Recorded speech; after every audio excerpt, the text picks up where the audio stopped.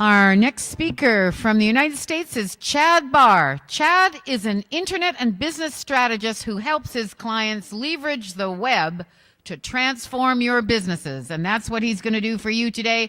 Please welcome Chad Barr.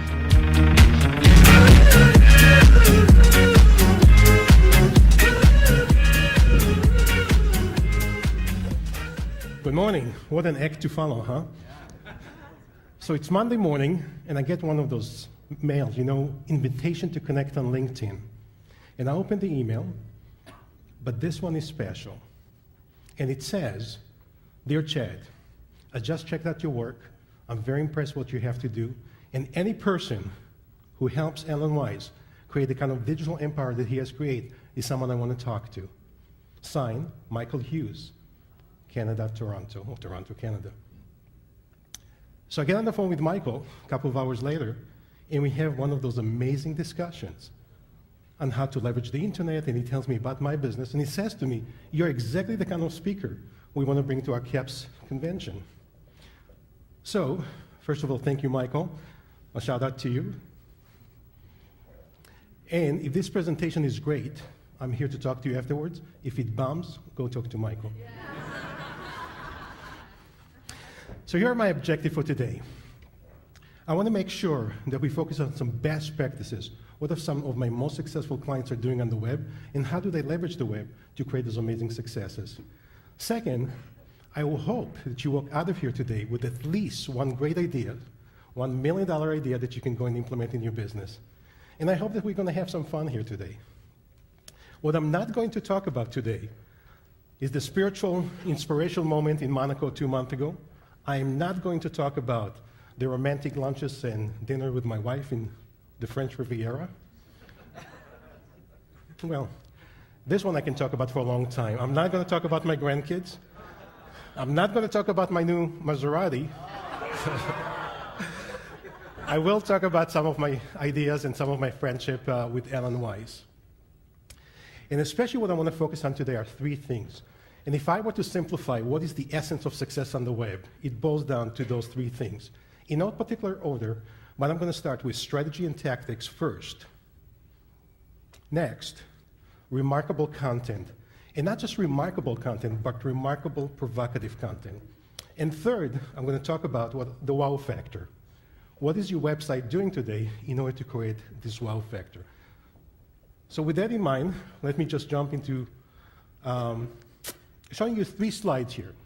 Here are 3 slides from some of our clients right now. Here's the homepage for Alan Weiss. Stuart Cross from the UK. And a site we just launched for Lisa McLeod and more. And here's the hypothetical question I have for you. If you were looking at those homepages right now, how successful would you say the site is? How successful would you say the person is? The answer is we have no idea. And the reason we have no idea is we don't know the strategy that is used behind those websites in order to create the success.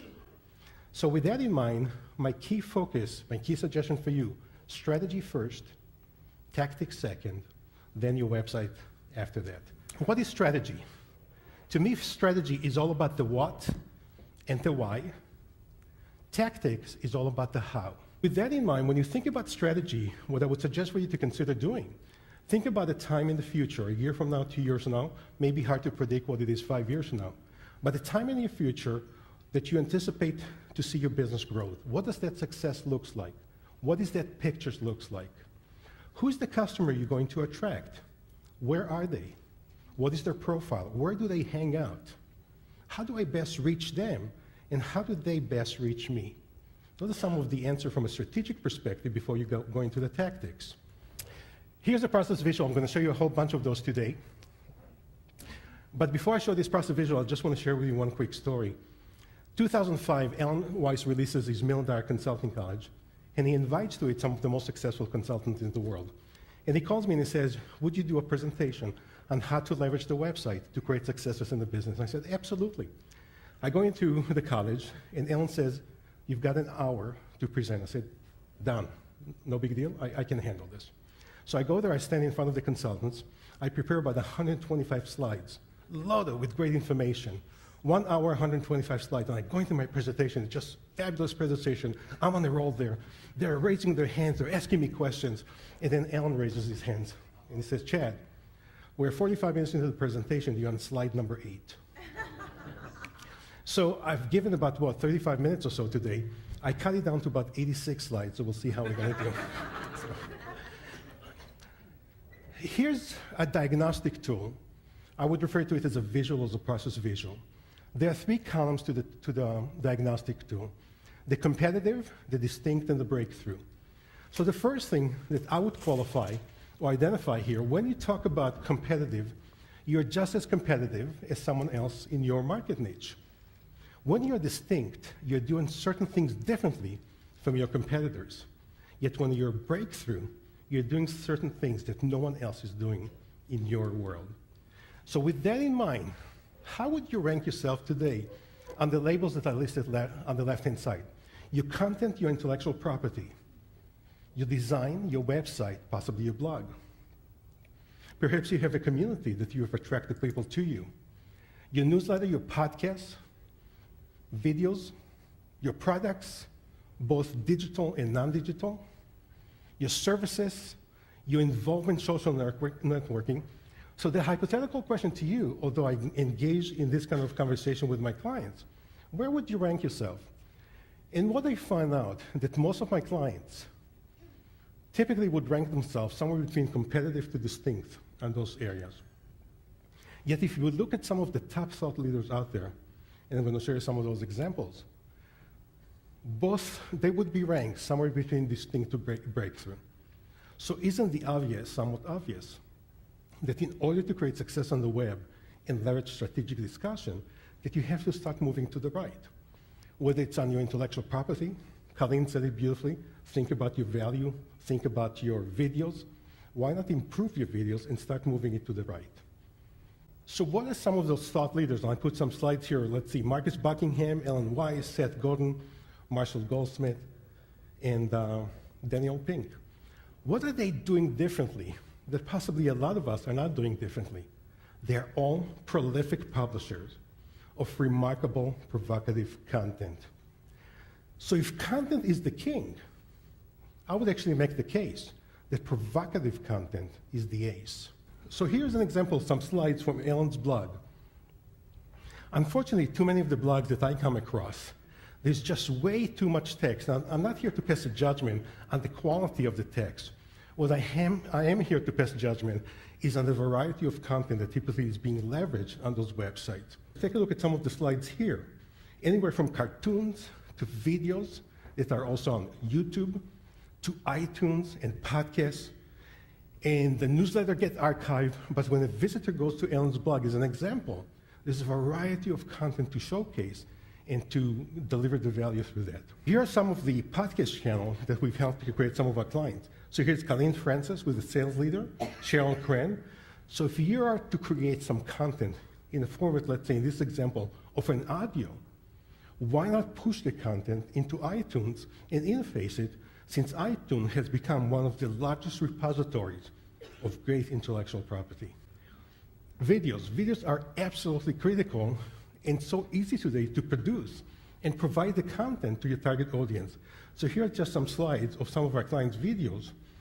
And what I want to show you right now is once you have the videos, one of my newest inventions, which I really love, is to create a video book. So think about the table of contents in a book. Why not take the table of contents and then showcase it as a video book? And here's an example of what it looks like.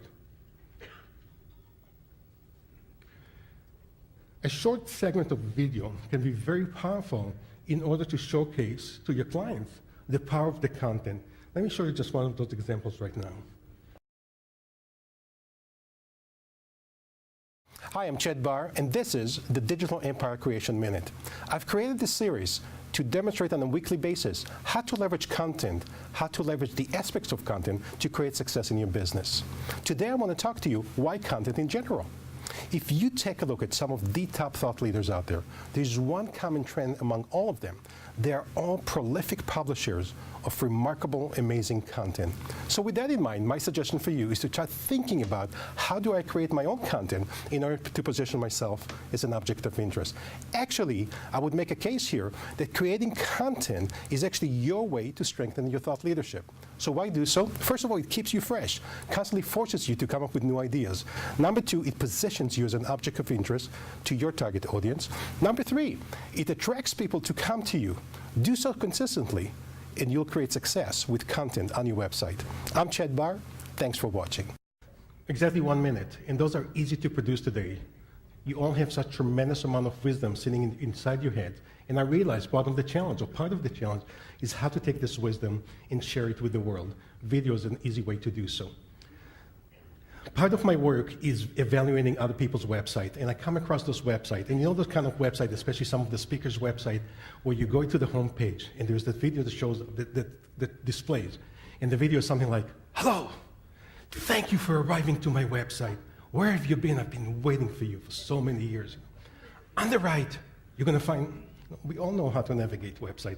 We don't need instruction, but especially for you as speakers, I highly encourage you to not only showcase tremendous amount of videos that present you as a speaker, but also do so consistently with short video tips just like this one. So instead of having a video like I just described, the hello video, let me show you what one of my clients, Lisa McLeod, has done, and I'm just going to play about 20 seconds of the beginning of the video.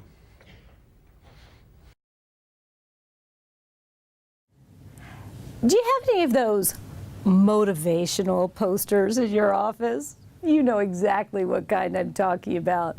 It's got a bunch of men rowing and it says teamwork, or it has some baseball player and it says out of the park, whatever. How much do those really do for your internal motivation? Unless you sell rowboats or unless you sell baseballs, probably not very much. But let me tell you about what a client of mine did with posters that made a huge difference. And by the way, that was done in my studio in Cleveland, Ohio. By the way, February in Cleveland is about what it looks Winnipeg in December. So I felt very much at home as soon as I landed here. Here's my simple benchmark. When I look at a video like this, or I look at other videos, my simple anecdotal benchmark to see how good the video is to ask myself this: is my reaction to this video the words, "so what"? I've heard it so many times before. Or is my answer to, or my reaction is going to be, let me pause this down, I have to take some notes down. So as you're creating your content, whether it's articles, videos, podcasts, I encourage you that hopefully your audience does not say, "so what," but they actually say, "this is great stuff, I've got to pause this thing down, take some notes down, there's tremendous value," and hopefully this is one of the examples. Process visuals, as I showed you at the beginning, two of them, the Internet Strategic Profile, and the three circles of which we're going to focus today, which is the strategy, the content, and the wow factor, are very, very powerful. So as you take a look at this slide right now, here's just a slide showcasing 3 different process visuals. So rather than writing an article, why not take that article and convert it into a diagnostic process visual? So for example, if one of the key challenges my clients are facing is how to create success on the web, not only could I create a short video or a short podcast that says something like this: I'm oftentimes being asked, what is a typical challenge my clients is facing or are facing? The one that jumps at me, bar none, all the time, is how to create effective success with the website and the strategy. Here are the 3 components that you have to consider in order to create the success. Number 1, strategy. Number 2, content or remarkable content. Number 3, a wow factor. So as a speaker, as a leader in the organization, what are you doing today to make sure that success is achieved with your website?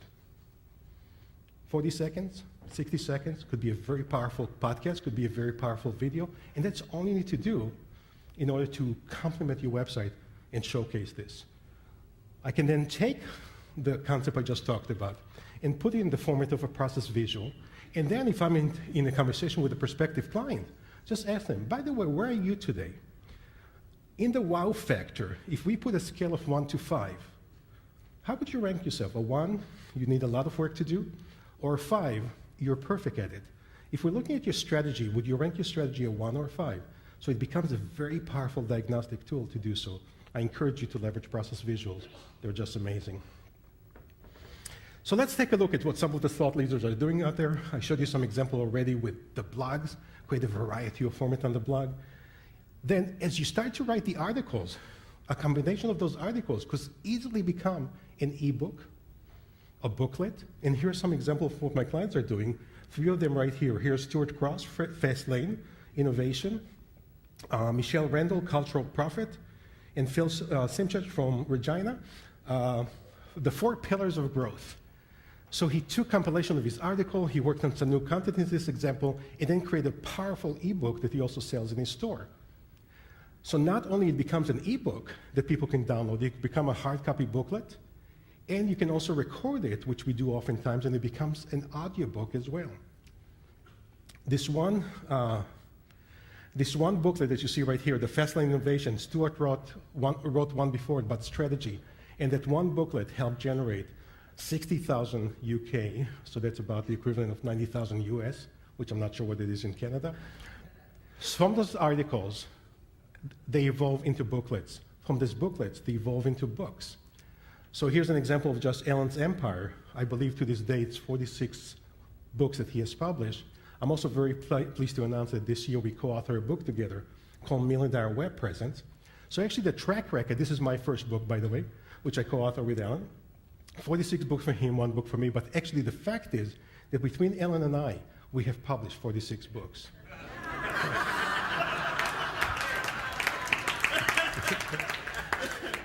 So the pressure is obviously on him to start writing some more.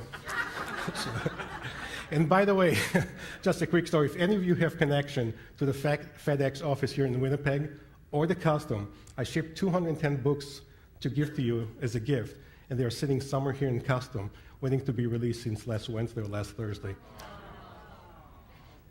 Hopefully they'll be released. All right, so here's the situation. Let's talk about communities for a second. I'm sitting in a small workshop with Alan about 10 years ago, 12 years ago, when we first met. And not only was I pleased to get the answer to my question when I raised my hands, but I saw the caliber of people in the audience asking some remarkable questions. At which time I realized, wouldn't it be great if I can put a community like this together on the web that allow people to share the ideas with each other, to ask Alan questions, and so on and so forth. Yet throughout the day, Alan keeps talking about this concept he calls the economic buyer. And the economic buyer, from his perspective, is the person who authorizes the project, who signs the check. I get it. I know what economic buyer is, right? So I go to Alan after his presentation, I said, I have this amazing idea. I think you're going to like that. It's all about creating an online community that will allow to attract the best of the best, and hopefully they can communicate with you, we can communicate with each other. It's going to be great. So he said, you know what, Chad? Love the idea. Let me talk to Maria, my wife, about it. At which time I said to Ellen, I just realized I made a terrible mistake. And he said, what is this? I said, I just realized I'm not talking to the economic buyer.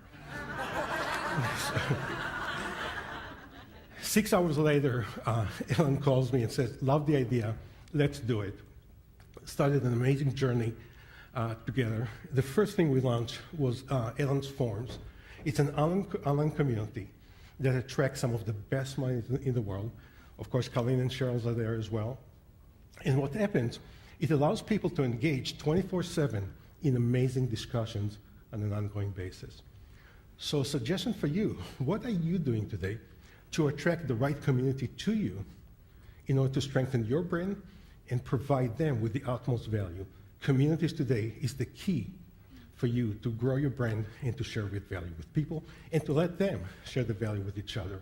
This is just one example of those.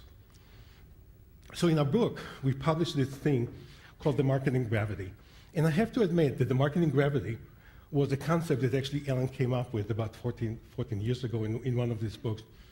But what happened, it missed some of the technology items. So I've taken the marketing gravity, expanded it, and this is what marketing gravity looks like. So I would like you to take a look at this marketing gravity for a second and just answer to yourself, how many of those elements do you engage in on an ongoing basis? Anywhere from newsletters to surveys, to case studies, to special reports, your website, your blog. Just take a look at that for 1 second.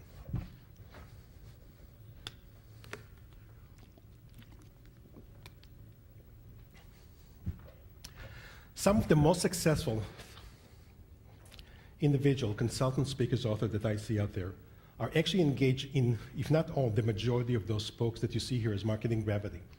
My suggestion for you, another takeaway that I hope you take from today's conversation, if you're not engaged in all of them, what are the 3 that you should start moving into right away? Move those 3 a mile, and then move to the next 3.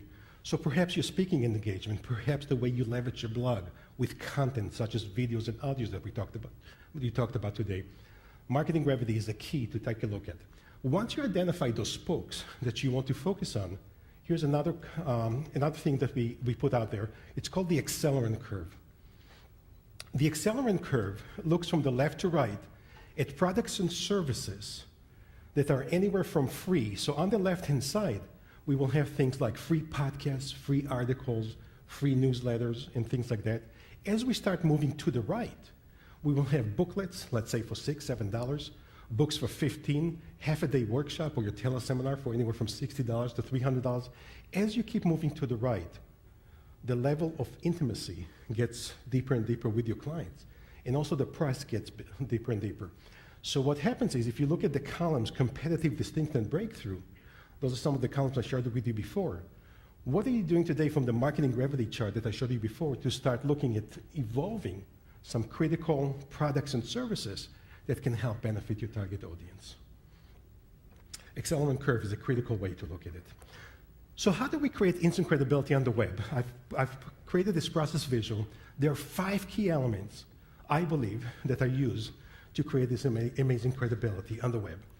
Number 1, your client list. And by the way, this is the one page I highly recommend for you that scrolls down forever. So if you could create the kind of page that showcases all your clients, you want that page to scroll down forever. The second one are clients' testimonials. And especially today, testimonials are not just written testimonials, but video testimonials could be very, very powerful. My suggestion when you request and solicit testimonials, that they're not the kind of testimonials say, well, Bob is a great guy, he's a great presenter. You want to focus on results. What has been the utmost results that you've helped create for your clients? Those are the kind of testimonials that you want to make sure are on your website. And by the way, for a testimonial to be effective, you want to make sure that there is the person's name, title, and the organization that they work with. Otherwise, we could probably generate those testimonials ourselves, right? Next is client's results. Client's results are the bullet points of how is the client better off by virtue of working with you. So some of those results could be increased revenues, dramatic increase to profit, reduce turnover of people, increase morale, increase productivity, efficiency. Those are some of the results that we're talking about. Case studies. In case study, to be effective, keep it short. 3 sections to the case study. What has been the challenge the client was facing when they first met you? What is the intervention of how did you help resolve the challenge? And then the last thing of the case study is the outcome as result. What has been the remarkable outcome and result that the client have seen by virtue of working with you? And last thing, which we already talked about quite a lot, your intellectual property. And you have to grow this intellectual property significantly. If there's one common trend among those thought leaders, as I mentioned before, they are prolific publishers, as I said also on the video, of remarkable content. But here's the thing, they don't stop. So the people like the Ellen Weises of the world, the Marshall Goldsmith, the Marquis Buckingham, they create a variety of content and they don't stop creating. It's almost overwhelming. Humorously, at one point I said to Ellen, the content you generate in one day, my entire team in the office is struggling to put up on your website in a week. So that's just an illustration of how much content he puts out there. So my second call to action for you, possibly the third today, you've got to keep pushing your content and share that with your target audience. So let me show you, it has to be somewhat self-serving, but I have to show you what powerful video testimonial from my perspective looks like. Here's one from Patricia Fripp, followed by one from Ellen Weiss. If you were to ask me, Patricia, how do I promote my business as a speaker, consultant, coach, or entrepreneur? I would say your number 1 first action step is to develop a really good website and then understand the strategy that goes behind driving traffic. That means you need to have a technical person with marketing expertise, with great credentials, who will talk to you like a real person. The only person I would recommend you talk to is Chad Barr. So again, 20-second testimonial could be, I realize somewhat self-serving, but I want to show the example of how powerful a testimonial could be. Now, Ellen has a little bit more a different way of demonstrating it. Some shots are harder to make than others. Hi, I'm Alan Weiss. I've been in consulting since 1985 as an independent. I've been around the world. I work with the best and the brightest. I've had the good fortune to work with medium-sized firms, Fortune 100 firms, and coach and mentor individuals worldwide.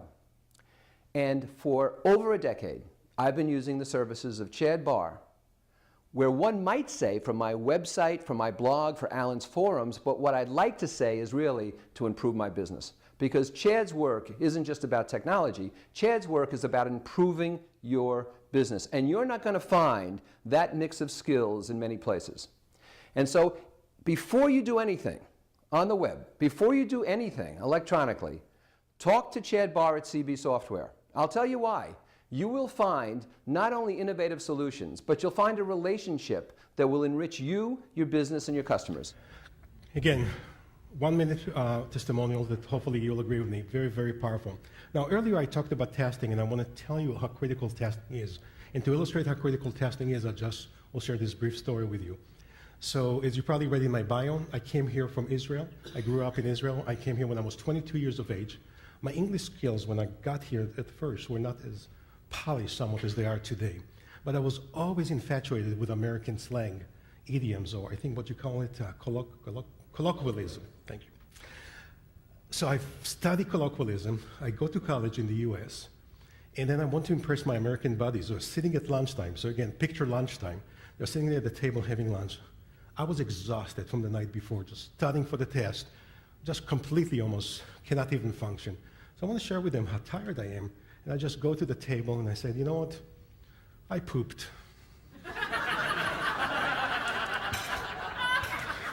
And something in the first expression told me it's not coming out right, Chad. No, really, I pooped.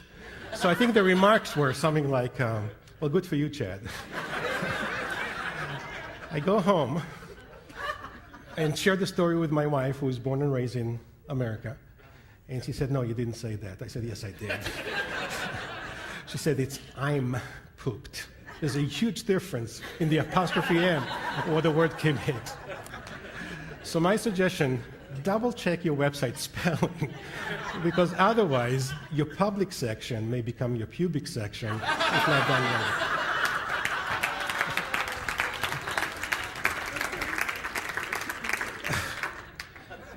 So there are 9 key mistakes people make. So again, testing is critical. 9 key mistakes people make. I'll share the top 3 with you right now. As my daughter would call the TMI factor, there's way too much information, and especially on the home page. Once credibility is established, I would absolutely acknowledge that people love to read the content. But until credibility is established, reduce the amount of content on the home page significantly. I'll share very quickly some example in a second. The site is way too stagnant. It does not change. So make sure that you constantly add more content, more exciting things to your website that your target audience can benefit from. And the last thing is the testing I just talked about to illustrate the point. 5 key reasons, from my perspective, why you should have a website in the first place, and here they are. To gain the utmost credibility as a speaker, as an author, as a consultant, as a coach, the website is the tool to strengthen your brand, to strengthen your credibility. Number 2, to increase your business, to drive revenues to you.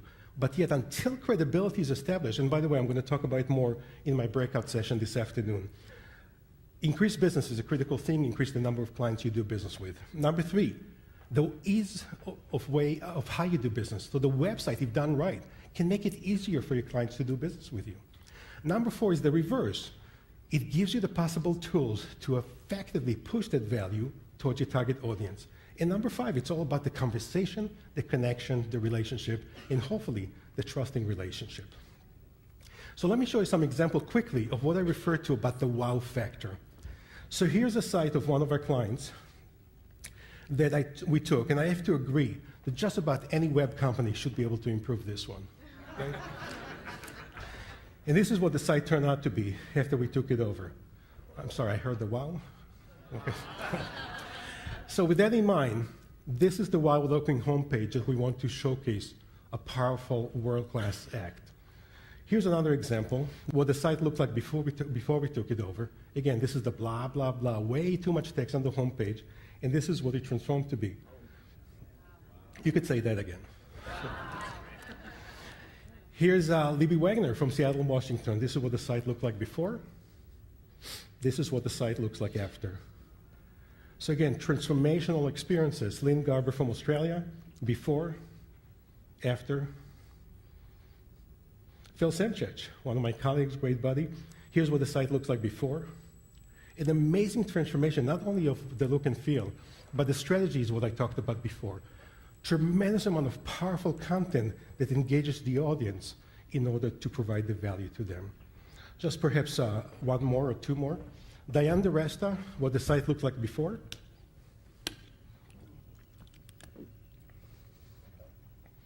And what the site looks like after. And Lisa McLeod, what it looked like before and what it looks like after. With, again, tremendous use of videos and audios and great articles and things like that. So decoding success. I wrote this article. One of the things I invest a lot of time in as I work with Alan in his community and outside this community, how the success comes to people.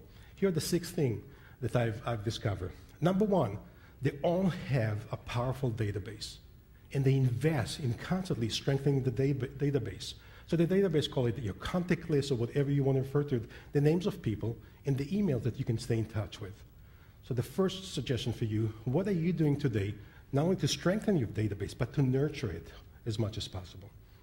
They have tremendous, powerful content, and we looked at some of those examples already this morning, the videos, the audios, and things like that. They are relentless in pushing this content, this value, towards the target audience, is the third one. They are amazing marketeers. As a matter of fact, some of my best clients out there, what I refer to them as marketing machines. They don't stop marketing to their clients. They have the utmost discipline to execute flawlessly. So the word here is discipline and execution, which you've heard the theme, I think, throughout this conference. They are relentless in having this discipline to execute flawlessly. And the last thing, they have amazing self-esteem. They're not afraid of failure. So I want to just share this quick story with you. Growing up in Israel, I'm 13 years of age. None of us have phones. It takes a year to be on a waiting list at that time in my life. 13, so that was a couple of years ago. Yeah. At least a year to wait for the phone. So my parents, like many other parents, send their application, and some letter comes back. You've been approved to get the phone, and we're all excited. And then comes the letter, because there was no other way to connect with us, right? Comes the letter, it says, on such and such date, the technician will be at your house, and they'll install the phone. Well, we are so excited. We're even cleaning the house. My mother is baking. It's just an amazing day. Not only she's baking some great stuff, but they bought this credenza that, you know, the old credenza that the phone's supposed to be on. Just a very special day, probably even better than my bar mitzvah day. So with that in mind, the guy comes in to install the phone, and he puts the phone and tests the dial tone and even makes a call to some office, and it works. And we're just in awe, and he leaves, and my mother gives him some goodies to take with him. And then we look at each other ready to celebrate, but we realize there's no one to call because no one had a phone. I only tell true stories.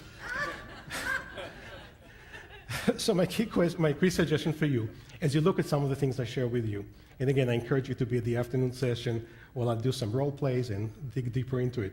What are you doing to increase your strategy, to strengthen your strategy, to increase your content, to increase the wow factor, in order to make sure that you too can converse with the target audience and they can listen to you and can hear you, not just this phone that we had no one else to call. So with that in mind, I hope that there is one, at least, idea that you got out from today's conversation and today's discussion. I thank you for being here. I'm Chad Barr. See you later.